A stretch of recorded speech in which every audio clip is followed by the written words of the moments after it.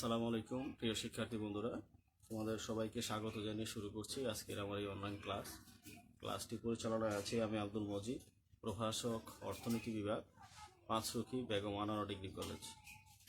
আজকে আমরা যেই বিষয়টি নিয়ে তোমাদের সামনে আজকে উপস্থিত হয়েছি সেটি হচ্ছে আমরা গত ক্লাসে আমরা যেখান থেকে শুরু করেছিলাম ঠিক সেখান থেকে আবার পরবর্তী স্টেপ অর্থাৎ স্থিতিস্থাপকতা যে প্রকারভেদ, সেই প্রকারভেদ নিয়ে তোমাদের কাছে সামনে হাজির হয়েছি। তো প্রিয় শিক্ষার্থীরা, এখান থেকে অনেক সময় আমরা বলি যে স্থিতিস্থাপকতা এমন একটি গুরুত্বপূর্ণ অধ্যায় বা একটা টপিক যেখান থেকে প্রতি বছরই কোনো না কোনো পরীক্ষায় এখান থেকে প্রশ্ন আসে। তো সেই সুবাদে আমরা যদি স্থিতিস্থাপকতার যে টোটালি যে ফাংশনটা আছে অর্থাৎ স্থিতিস্থাপকতা নির্ণয় করা, স্থিতিস্থাপকতার প্রকারভেদ এবং চাহিদার স্থিতিস্থাপকতা কত ধরনের, এই যে বিভিন্ন প্রকারের যে স্থিতিস্থাপকতা এবং তার মান ভেদে যে দ্রব্যের প্রকৃতি ধরন, এই বিষয়গুলো যদি টোটালি একটা প্যাকেজের মতো যদি আমরা এটা বুঝতে পারি, শিখতে পারি, তাহলে স্থিতিস্থাপকতা সম্বন্ধে যে সকল প্রশ্নগুলো আমাদের পরীক্ষায় আসবে অনায়াসেই আমরা এটা অ্যান্সার করতে পারবো। তো প্রিয় শিক্ষার্থীরা, আমরা যে বিষয়টি আমরা নির্ধারণ করছি সেটি হচ্ছে আমরা কি বলবো, সেটি হলো স্থিতিস্থাপকতা, তাই না? এখন এই স্থিতিস্থাপকতা প্রথমে মনে আছে কিনা আমরা একটু দেখি যে স্থিতিস্থাপকতা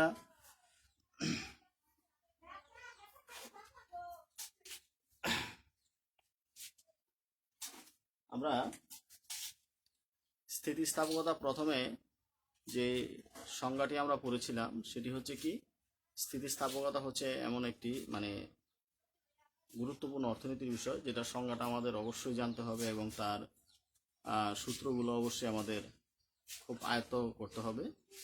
তো স্থিতিস্থাপকতা হচ্ছে স্বাধীন চলকের আপেক্ষিক বা শতাংশিক পরিবর্তনের ফলে অধীন চলকের যে আপেক্ষিক বা শতাংশিক পরিবর্তন ঘটে, এই দুইয়ের অনুপাতকে স্থিতিস্থাপকতা বলে। অর্থাৎ এখানে বললাম কি আমরা, যে স্বাধীন চলকের আপেক্ষিক বা শতাংশিক পরিবর্তনের ফলে অধীন চলকের যে আপেক্ষিক বা শতাংশিক পরিবর্তন ঘটে, এই দুইয়ের অনুপাতকে স্থিতিস্থাপক বলে। এখন আমাদের লক্ষ্য রাখতে হবে, চাহিদার ক্ষেত্রে স্থিতিস্থাপক হতে পারে, যোগানের ক্ষেত্রে স্থিতিস্থাপক হতে পারে, আয়ের ক্ষেত্রে হতে পারে, দামের ক্ষেত্রে হতে পারে। তারপরে আমাদের যে আয়, দাম, তারপরে কি পরিবর্তক বা পরিপূরক দ্রব্যের দামের ক্ষেত্রেও হতে পারে, যোগানের ক্ষেত্রেও হতে পারে। বিভিন্ন ধরনের স্থিতিস্থাপক বিভিন্ন ক্ষেত্রে কিন্তু এটা আমাদের হতে পারে।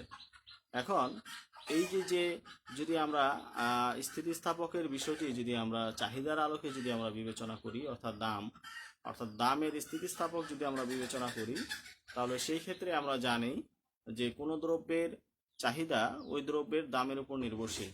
অর্থাৎ যে কোনো একটি দ্রব্যের চাহিদা ভোক্তার কাছে ওই দ্রব্যের দামের উপর নির্ভরশীল হয়। অর্থাৎ দামটা যদি বেশি থাকে তাহলে সেই ক্ষেত্রে ওই দ্রব্যের চাহিদাটা কম হয়, দাম যদি কম থাকে তবে ওই দ্রব্যের চাহিদাটা বেশি হয়। এই যে দামের সাথে চাহিদার যে একটা সম্পর্ক, অর্থাৎ এখানে এই সম্পর্কটা কিন্তু একটা হলো স্বাধীন, একটা হলো অধীন। অর্থাৎ নির্ভরশীল চলক একটা হলো আর একটা হলো অনির্ভরশীল চলক। এই যে স্বাধীন চলকের আপেক্ষিক বা শতাংশিক পরিবর্তন, অর্থাৎ কোনো দ্রব্যের চাহিদা ওই দ্রব্যের দামের উপর নির্ভরশীল, সেই ক্ষেত্রে আমাদের কি হলো, দামটা হলো স্বাধীন চলক আর চাহিদার পরিমাণটা হচ্ছে অধীন চলক। তাহলে এই যে দাম স্বাধীন এবং চাহিদা হলো অধীন চলক, তাহলে আমরা যে সংজ্ঞার ভিতরে বললাম যে কি স্বাধীন চলকের আপেক্ষিক বা শতাংশিক পরিবর্তনের ফলে, এই ক্ষেত্রে স্বাধীন চলকে দাম, তাহলে দামের আপেক্ষিক বা শতাংশিক পরিবর্তনের ফলে চাহিদার যে আপেক্ষিক বা শতাংশিক পরিবর্তন ঘটে, এই দুইয়ের অনুপাতকে চাহিদার দাম স্থিতিস্থাপক বলা হয় অথবা চাহিদার দাম স্থিতিস্থাপক বলা হয়। এই ক্ষেত্রে বিষয়টি হলো যে আসলে চাহিদার স্থিতিস্থাপকতা যেই অর্থে ব্যবহার করা হয়, আমাদের চাহিদার দাম স্থিতিস্থাপকতা আসলে মূলত একই অর্থ এখানে বিবেচ্য, অর্থাৎ এই একই অর্থে ব্যবহার করা হয়। বিষয়টি তাহলে কি হলো, যে দামের আপেক্ষিক বা শতাংশিক পরিবর্তনের ফলে চাহিদার যে আপেক্ষিক বা শতাংশিক পরিবর্তন ঘটে, এই দুইয়ের অনুপাত কি বলবো আমরা, চাহিদার দাম স্থিতিস্থাপক। এখন এইটা আমরা কিন্তু একটি সূত্রের সাহায্যে আমরা কিন্তু নির্ণয় করেছিলাম, তাই নয়? আমরা সূত্রটা কি করেছিলাম? আমরা সূত্রটি করেছিলাম ইলাস্টিসিটি অফ ডিমান্ড অর্থাৎ চাহিদার স্থিতিস্থাপকতা সমান delta Q by delta P গুণন পি বাই কিউ। অর্থাৎ এটা কিন্তু আমরা আরেকটি সংজ্ঞাভাবে আমরা দেখেছি যে শুধু এটা নয়, মানে অর্থাৎ আরেকটি ভাবে আমরা সংজ্ঞা কিন্তু প্রকাশ করেছিলাম, সেটা গত ক্লাসে আমরা দেখেছি। সেটা হলো এরকম যে দামের শতকরা মানে পরিবর্তনটাকে যদি আমরা চাহিদার যদি শতকরা পরিবর্তন ধারা আমরা যদি ভাগ করি, তাহলে যেই মানটা পাবো সেই মানটাই হচ্ছে কি স্থিতিস্থাপকতার মান অর্থাৎ স্থিতিস্থাপক। অর্থাৎ দামের শতকরা পরিবর্তনকে যদি আমরা চাহিদার শতকরা পরিবর্তন ধারা ভাগ করি, তাহলে সেই যেটা পাবো, ভাগ করে যেটা পাওয়া যায় সেটাই হচ্ছে স্থিতিস্থাপকতা। এই স্থিতিস্থাপকতার ক্ষেত্রে এখানে আমরা একটা জিনিস বলি, স্থিতিস্থাপকতার ক্ষেত্রে আমরা একটা নির্দিষ্ট মানে ধারা অনুসরণ করে কিন্তু আমরা যে পরিবর্তনটাকে আমরা কিন্তু বের করি অর্থাৎ বিয়োগ করি। বিয়োগের করার ফলে আমাদের এখানে যদি মাইনাস মান আমরা যদি আসে, তাহলে সেটাকে ইগনোর করা হয়, অর্থাৎ সেই ক্ষেত্রে আমাদের এটা ধর্তব্য হয় না। অর্থাৎ এই মাইনাসটাকে আমরা কি করি, আমরা বাদ দিয়ে দিই, অর্থাৎ এটাকে ইগনোর করে নিতে হয় মাইনাস। আর যদি দেখা যাচ্ছে আমার মাইনাস দ্বারা আমরা ওই সূত্রটাকে আমরা নির্ণয় করব, তাহলে সেই ক্ষেত্রে সূত্রের আগেই আর একটা মাইনাস দিয়ে দিতে হবে। তখন তুমি ওই তোমার ধারা অনুসারে যদি মাইনাস আসে আর এইখানে অতিরিক্ত একটা মাইনাস আমরা বসায় নিলাম, তাহলে সেই ক্ষেত্রে আমাদের কি হবে, মাইনাস মাইনাস কি হয়ে গেল, প্লাস হয়ে গেল। উদাহরণস্বরূপ আমি যদি এরকম একটি বিষয় আমি তোমাদের দেখাই, সেটা হলো একটা আমরা সূচি ব্যবহার করলাম। সেই ক্ষেত্রে আমরা ধরে নিলাম 1 2, আর এখানে হলো ধরে নিলাম আমি চাহিদার পরিমাণ, একটা হলো ধরে নিলাম আমি 12, এক হলো কিউডি সমান 10 মাইনাস 2p, এক হলে হতো কত হলো 8, আর 2 হলে কত হলো 6। এরকম যদি হয়, তাহলে সেই ক্ষেত্রে আমরা ইলাস্টিসিটি যদি আমরা বের করি, ইলাস্টিসিটি অফ ডিমান্ড সূত্রটা হচ্ছে delta Q by delta P গুণন পি বাই কিউ। এখন তুমি যদি নিচ থেকে উপর দিকে যদি বিয়োগ করো, অর্থাৎ পরিবর্তনটা তো আমাদের বিয়োগ করার ফলেই হবে। যেমন এখানে তাহলে আমি বের করলাম কিউডি অর্থাৎ কিউ, এটা যদি আমরা বলি ডেল্টা কিউ মানে কি, অর্থাৎ 6 থেকে 8 বিয়োগ করলে যা হয় 6 বিয়োগ 8, হ্যাঁ, বাই ডেল্টা পি মানে হচ্ছে 2 বিয়োগ 1 গুণন পি মানে হচ্ছে প্রাথমিক দাম হচ্ছে 1 আর কিউ মানে হচ্ছে প্রাথমিক পরিমাণ হচ্ছে 8। এখন এটাকে যদি আমরা সলিউশন করি, তাহলে উপরে থাকতেছে কত -2, তাই না, আর নিচে থাকতেছে 1 গুণন 1/8। এখন যদি আমরা কাটাকাটি করি, তাহলে 4 সমান হচ্ছে কত, মাইনাস, উপরে হচ্ছে -1 আর নিচে হচ্ছে 4। এটাকে যখন আমরা ভাগ করি -0.25 হয়, তাই না। এখন এই যে মাইনাস আসলো, এখন এটাকে কিন্তু আমরা যদি মাইনাস এখানে ব্যবহার করি, মাইনাসটাকে যদি ব্যবহার করা হয় যে আমি না মাইনাস ব্যবহার করেই আমি অঙ্ক করব, তাহলে সেই ক্ষেত্রে সূত্রের আগে একটা মাইনাস নিয়ে দিতে হবে। এই মাইনাস, তাহলে এই মাইনাস, তাহলে এই একটা মাইনাস, এই মাইনাস গিয়ে এই মাইনাস হবে, আর এই মাইনাস মাইনাসে কি হয়ে গেল, এই প্লাস হয়ে গেল, অর্থাৎ এটা 0.25 হইল অ্যান্সার। আর যদি আমরা কি করব, যদি এই মাইনাসটা আমরা যদি গ্রহণ না করি, অর্থাৎ এটাকে আমরা ইগনোর করে নিই, তাহলে সেই ক্ষেত্রে এখানে বিয়োগ দেখানোর কোনো প্রয়োজন নাই। অর্থাৎ এখানে 8 থেকে 6 বাদ দিলে হবে 2, আর 2 থেকে 1 বাদ দিলে হবে 1, তখন আর এখানে মাইনাস লেখার কোনো প্রয়োজন নাই প্রিয় শিক্ষার্থীরা। তাহলে আমরা এই বিষয়টি আসলে পুরোপুরি সুস্পষ্টভাবে আমরা জানলাম, যেটা হলো কি, যদি আমরা মাইনাস ব্যবহার করে যদি আমরা স্থিতিস্থাপকতার মান বের করি, তাহলে সেই ক্ষেত্রে সমান চিহ্নের পরেই, অর্থাৎ ওই ক্যালকুলেশনের পূর্বে আগে একটা আমাদের কি দিতে হবে, মাইনাস দিয়ে দিতে হবে। আর যদি আমরা মাইনাস ব্যবহার না করে স্থিতিস্থাপকতার মান বের করি, তাহলে সেই ক্ষেত্রে কি করতে হবে, আমাদের ওই বিয়োগ ফলের সাথে আমাদের মাইনাসটাকে আগে থাকতে ইগনোর করে নিতে হবে। বিয়োগ ফলটা শুধু যে রেজাল্ট, সেই রেজাল্টটা আমাদের লিখতে হবে, এই আমাদের বিষয়। অর্থাৎ মাইনাসটাকে আমরা কি করব, আমরা ইগনোর করে নিব। এরপরে আসি যে আমাদের এরপরে বিষয়টি হলো এই যে স্থিতিস্থাপকতার মান, স্থিতিস্থাপকতার মান 3 ধরনের হতে পারে। একটি হচ্ছে, খেয়াল করি আমরা, একটি হচ্ছে 0 থেকে ছোট, স্থিতিস্থাপকতার মান যেমন ইলাস্টিসিটি অফ ডিমান্ড, এটা 1 থেকে ছোট হতে পারে। তারপর ইলাস্টিসিটি অফ ডিমান্ড 1 এর সমান হতে পারে, ইলাস্টিসিটি অফ ডিমান্ড 1 এর বড় হতে পারে। এই যে বিষয়, এই 3টি বিষয় খুবই গুরুত্বপূর্ণ। কারণ এই তিনটি বিষয়ের মন্তব্য দুই একটা লাইনই হয়ে যায়, কিন্তু এখান থেকে আমাদের কিন্তু 4 মার্কের একটা প্রশ্ন চলে আসে। অর্থাৎ স্থিতিস্থাপকতা বর্ণনা করে যদি আমরা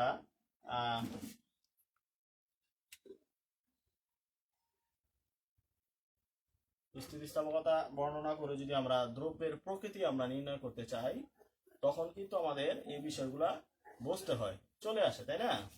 অর্থাৎ এই ক্ষেত্রে যদি এই ইলাস্টিসিটি অফ ডিমান্ড এটা একের চেয়ে যদি কম হয়, তাহলে সেটা হচ্ছে আমাদের নিত্য পণ্য অর্থাৎ প্রয়োজনীয় যে পণ্যগুলো আছে, অর্থাৎ আর কি বলি আমরা, এটা নিত্য পণ্য যেগুলো আর কি, নিত্য প্রয়োজনীয় পণ্য, বা এটা আমরা কি বলতে পারি, নিত্য পণ্য প্রয়োজনীয় নিত্য পণ্য বা নিত্য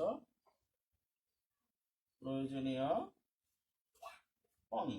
অর্থাৎ এই ধরনের পণ্যগুলো হচ্ছে আমাদের কি একের চাইতে যদি কম থাকে, একের চাইতে কম কি সেটা হলো আমাদের আসলো, যেমন এখানে একটু আগে আমরা যেটা দেখলাম 0.25, এরকম একটা আমরা মান পেলাম, ইলাস্টিসিটি অফ ডিমান্ডের মান পেলাম কি আমি 0.25, এটা অবশ্যই একের চেয়ে ছোট।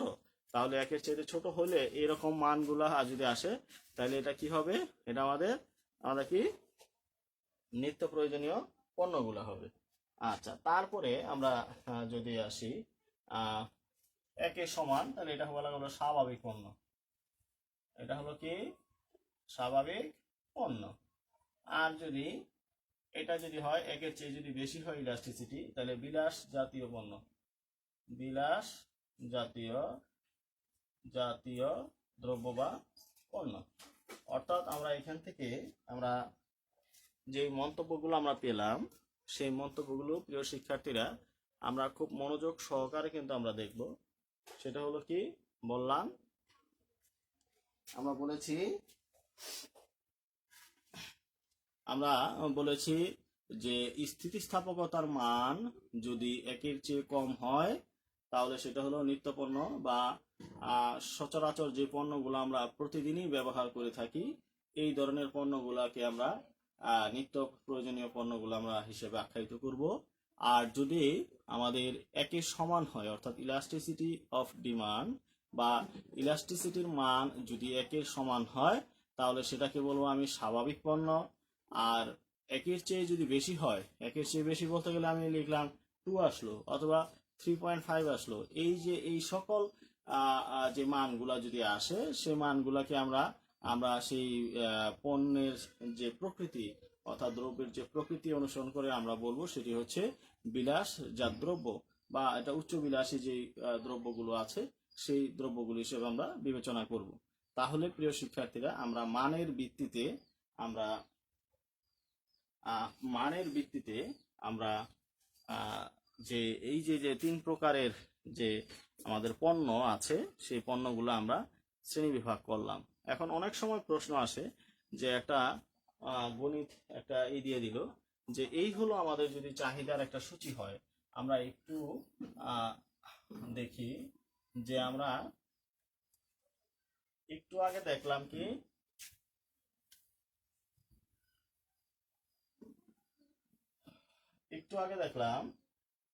যে আমাদের এরকম একটা পণ্য ছিল পি কিউ, আমরা 1 2 আর এখানে ছিল কত 8 6, আমাদের এই যদি একটা সূচি হয়, অর্থাৎ একটা চাহিদা সূচি হয়ে থাকে, অর্থাৎ পি দ্বারা হচ্ছে প্রাইস এবং কিউ হচ্ছে কোয়ান্টিটি অর্থাৎ পরিমাণ।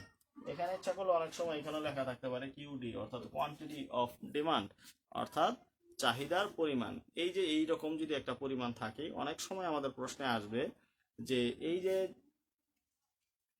সূচি, অর্থাৎ এটা হলো আমরা যদি একটা উদ্দীপক হিসেবে বিবেচনা করি, তাহলে আমাদের গ অথবা গহ নাম্বার প্রশ্নে আমাদের থাকতে পারে যে উদ্দীপকের সূচি হতে স্থিতিস্থাপকতার মান বের করে দ্রব্যের প্রকৃতি নির্ণয় করো। অর্থাৎ কি বলছি আমি, যে যদি আমরা একটা উদ্দীপক হিসেবে বিবেচনা করি, অর্থাৎ প্রশ্নের যে মধ্যে যে উদ্দীপক আসে সেই উদ্দীপক হিসেবে যদি আমরা বিবেচনা করি, তাহলে সেই ক্ষেত্রে আমাদের কি হবে, প্রশ্নটা এমন হবে যে ঘ অথবা গহ যে কোনো একটা প্রশ্ন থেকে আসে, উদ্দীপক থেকে তো আসে, এই উদ্দীপক হতে আমাদের কি করতে হবে, উদ্দীপকের সূচি হতে চাহিদার দাম স্থিতিস্থাপকতা বের করো, অথবা চাহিদার স্থিতিস্থাপকতার মান বের করে দ্রব্যের প্রকৃতি নির্ণয় করো। অর্থাৎ এখানে দ্রব্যটা কোন ধরনের দ্রব্য সেই দ্রব্যটাকে আমাদের বিবেচনা করতে হবে। এখন আমরা যদি বিবেচনা করি তাহলে অবশ্যই সেটা কি করতে হবে, আমাদের স্থিতিস্থাপকতার মান বের করতে হবে। স্থিতিস্থাপকতার মান বের করার সূত্র কি আমরা আগেই বলেছি, যদি আমরা মাইনাস ব্যবহার করে যদি আমি সূত্র নির্ণয় করি তাহলে পূর্বেই সূত্রের অর্থাৎ ইলাস্টিসিটি অফ ডিমান্ড ইডি সমান মাইনাস দিয়ে তারপরে delta Q by delta P গুণন পি বাই কিউ, এটা দ্বারা সূত্র করব। আর যদি আমি মাইনাসটাকে যদি ইগনোর করে নিই তাহলে সেই ক্ষেত্রে সরাসরি লিখতে পারবো ইলাস্টিসিটি অফ ডিমান্ড অথবা ইডি সমান delta Q by delta P গুণন পি বাই কিউ। তখন ওইখানে বিয়োগ ফলের মধ্যে যখনই মাইনাস আসবে মাইনাসটা আমরা লিখবো না, তখন সেটাকে ইগনোর করে দিব, সেই ক্ষেত্রে আমাদের কোনো সমস্যা নাই। তারপরে আমরা দেখবো যে ওইটার মানটা যদি আমাদের একের কম আসে তাহলে কি হবে, একের বেশি আসলে তাহলে কি হবে, একের সমান আসলে তাহলে কি হবে। যেমন এই ক্ষেত্রে যদি আমি বের করি ইলাস্টিসিটি অফ ডিমান্ড, সূত্র হলো delta Q by delta P গুণন পি বাই কিউ। এখন ডেল্টা কিউ মানে কি পরিমাণ, এখানে কত আছে পরিবর্তন, অর্থাৎ 8 থেকে 6 হয়েছে কত 2। ডেল্টা পি মানে দামের পরিবর্তন করছে কত 1 গুণন পি মানে প্রাথমিক দাম 1 আর কিউ মানে প্রাথমিক পরিমাণ 8। দেখো এটা কাটলাম 4, তাহলে উপরে গেল 1 নিচে গেল 4 সমান কত 0.25।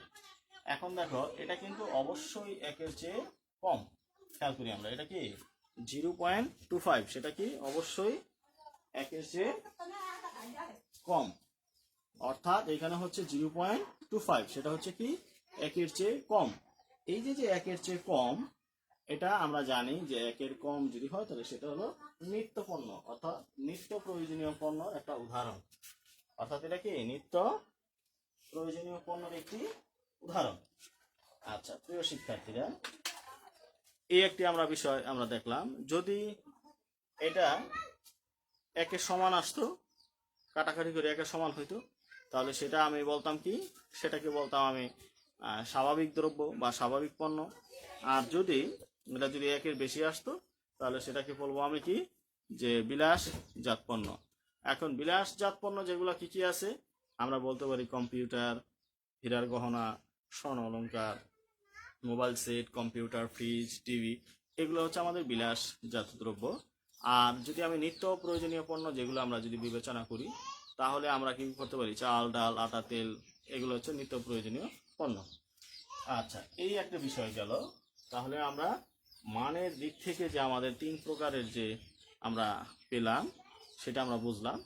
এখন আসি যে চাহিদার স্থিতিস্থাপকতার বিভিন্ন ধারণা, যেমন দাম, আয় এবং আড়ার স্থিতিস্থাপকতা, এইগুলো নিয়ে আমরা আলোচনা করব এখন।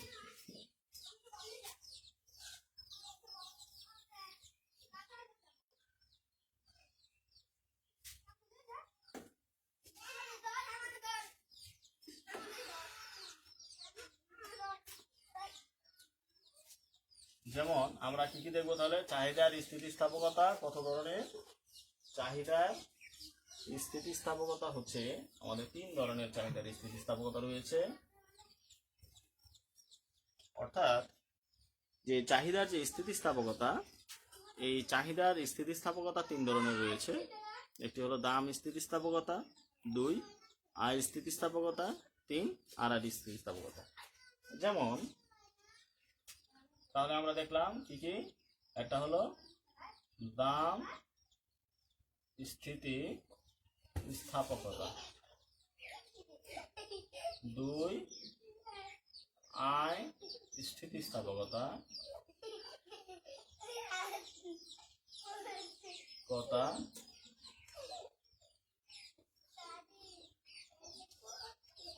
3 আড়াআড়ি স্থিতিস্থাপকতা।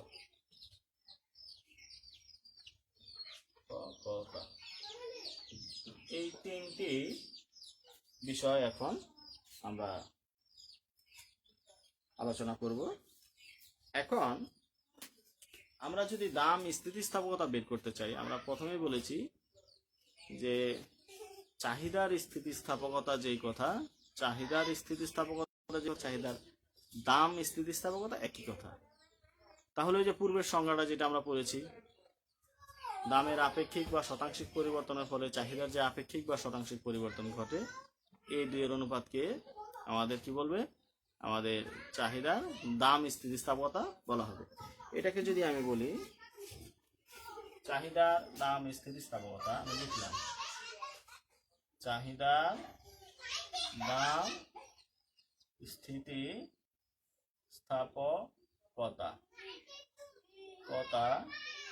Elasticity of price. দেখি ইলাস্টিসিটি অফ প্রাইস, এটা হবে কি, ইলাস্টিসিটি অফ প্রাইস মানে চাহিদার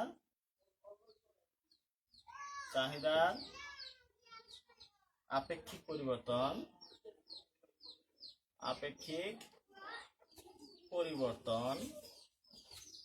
বাই দামের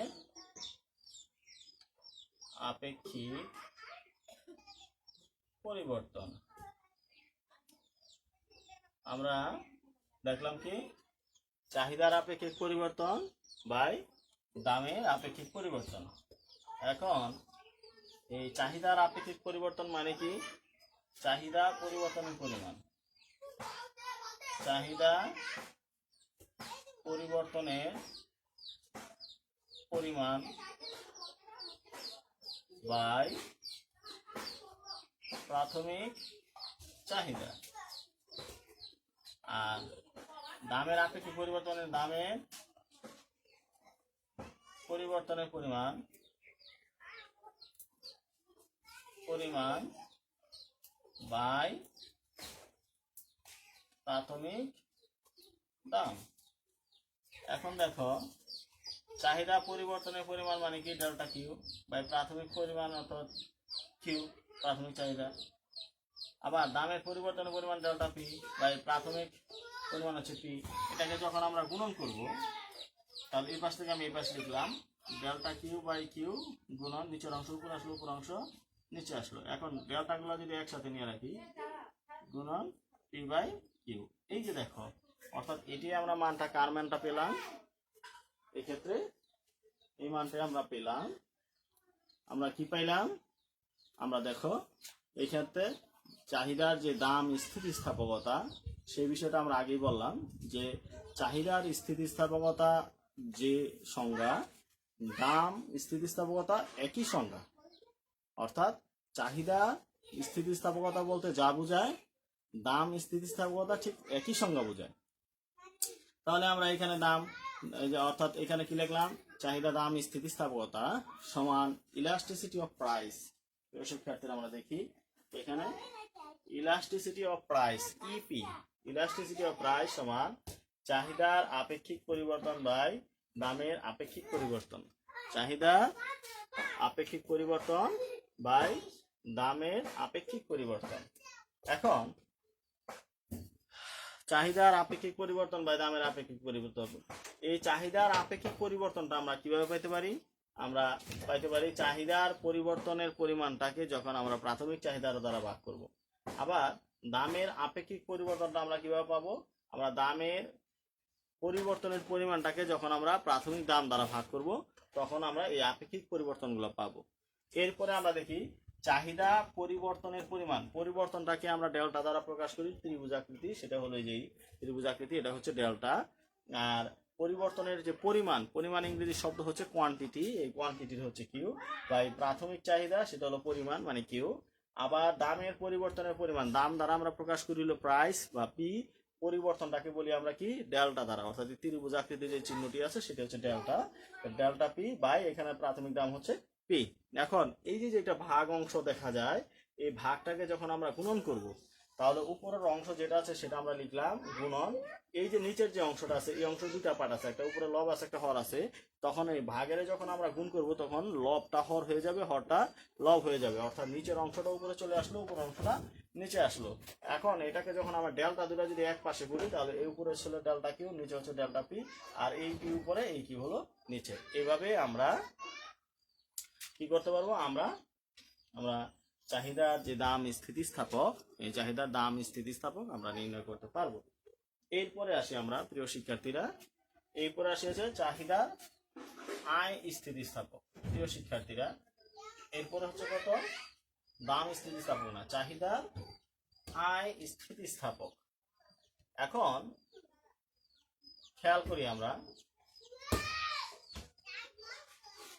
দেখো, অর্থাৎ আমরা চাহিদা নির্ধারণকারী যে সকল বিষয়গুলো রয়েছে, চাহিদা কিন্তু শুধুমাত্র তার দামের উপর নির্ভরশীল নয়, কিন্তু প্রধানত দামের উপর নির্ভরশীল। তারপরে ভোক্তার যদি আয় বাড়ে তাহলে চাহিদা, দাম বাড়লেও কিন্তু চাহিদা বাড়তে পারে, তাই না? তারপরে অবস্থানগত কারণে হতে পারে, আমাদের অভ্যাস, রুচি, হ্যাঁ, পছন্দ, এগুলোও হতে পারে। তারপরে আমাদের কি আছে, সময়ের একটি বিষয় আছে, সরকারের একটা কর ভর্তুকির একটা প্রভাব আছে, বিভিন্ন কিছু কিন্তু এই সময়ের বিষয় আছে, বিভিন্ন আমাদের এরকম উপাদান আছে যেগুলা চাহিদাকে প্রভাবিত করতে পারে।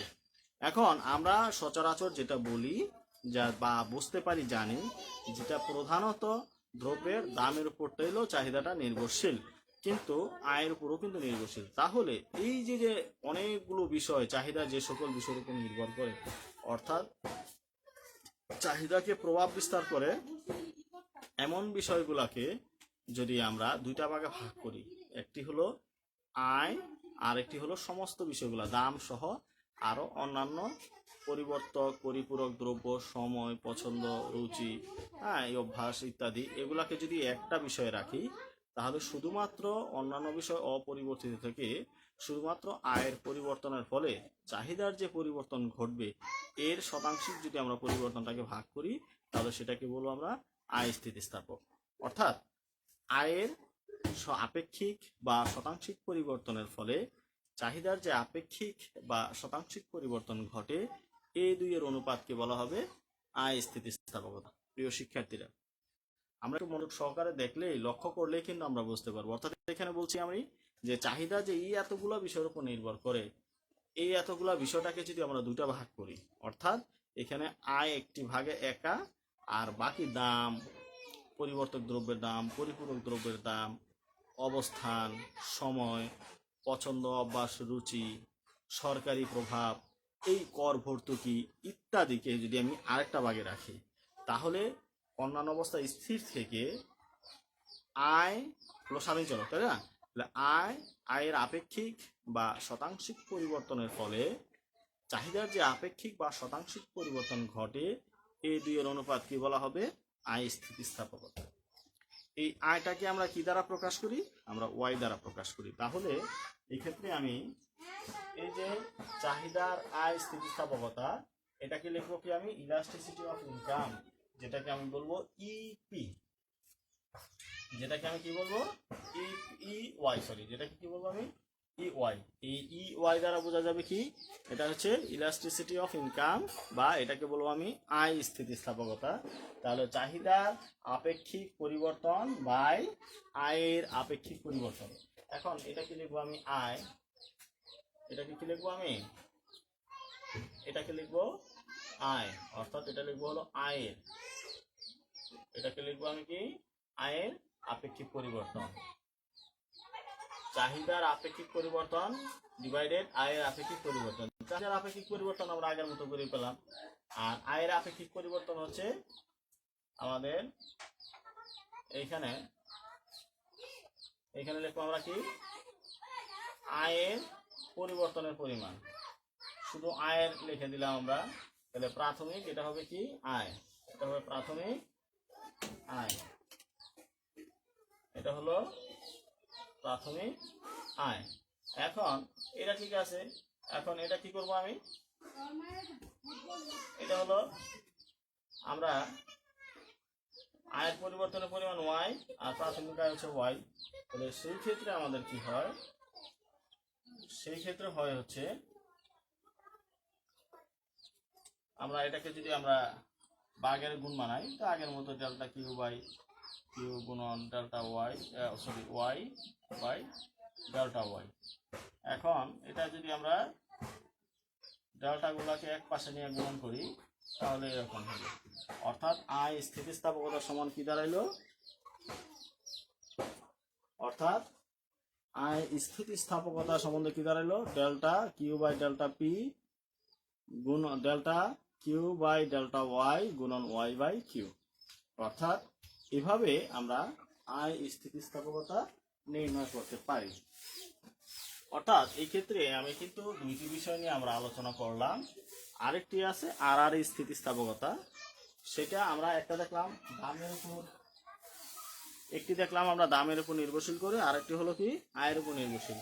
আর এটি হচ্ছে একটি পরিবর্তক দ্রব্যের দামের পরিবর্তনের ফলে আরেকটি দ্রব্যের যে পরিবর্তক দামের যে চাহিদার যে পরিবর্তন ঘটে, এটার যদি আমরা আপেক্ষিক বা শতাংশিক পরিবর্তনটাকে অনুপাত করি, তাহলে সেই ক্ষেত্রে আমাদের আর আর স্থিতিস্থাপকতা বলা হবে, যেটা ক্রস ইলাস্টিসিটি বলা হয়, ইলাস্টিসিটি অফ ক্রস। হ্যাঁ, তাহলে সেই ক্ষেত্রে আমরা লিখতে পারি সি দিয়ে আমরা এটা করতে পারি। এরকম আমরা যদি বিবেচ্য দুটি বিষয় ধরি, আমরা এক্স দ্রব্য এবং ওয়াই দ্রব্য ধরি, তাহলে এক্স দ্রব্য দামের পরিবর্তনের ফলে ওয়াই দ্রব্যের যে চাহিদার পরিবর্তন ঘটে, এই যে বিষয়গুলো, এই বিষয়গুলোকে যখন আমরা অনুপাত আকারে প্রকাশ করব, তখন তাকে কি বলা হবে, আর আর স্থিতিস্থাপকতা বলা হবে। প্রিয় শিক্ষার্থীরা, আমরা এই অনলাইন ক্লাসের একেবারে শেষ প্রান্তে চলে এসেছি। তোমাদের প্রত্যেকের সুস্বাস্থ্য এবং উজ্জ্বল ভবিষ্যৎ কামনা করে আজকের মতো আমি এখানেই বিদায় নিচ্ছি। আসসালামু আলাইকুম।